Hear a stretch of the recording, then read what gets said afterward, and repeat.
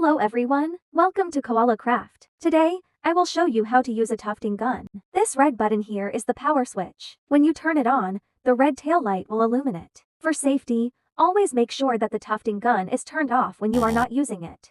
While tufting, never touch the needle parts of the gun and ensure that nothing can get caught in these parts. If you have long hair, it's important to tie it back before starting. First, place the yarn for outlining on the floor, under the frame. It should hang naturally without getting caught on anything. Then, insert the needle threader through the hole in front of the needle and then through the coil on the top. Feed the yarn through the needle threader. Then pull it out, so the yarn passes through both holes. Pull the excess yarn at the front back, leaving about 1 inch.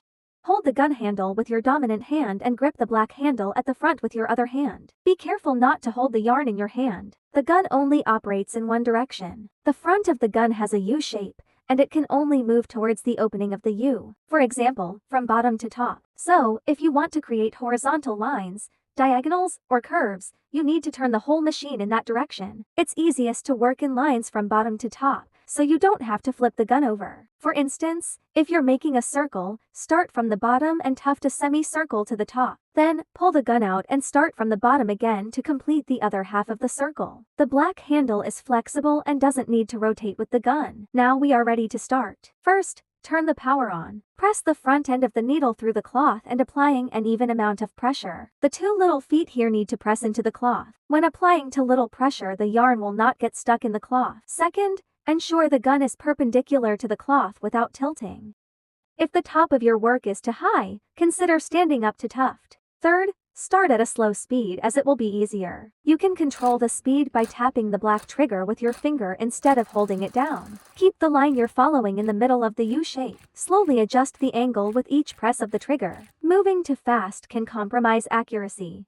Last, when the gun is on, you should keep it moving forward and not stay in one place, as this can puncture the cloth. You can remove any excess yarn ends as needed. If you make a mistake, you can simply pull the yarn out and redo it.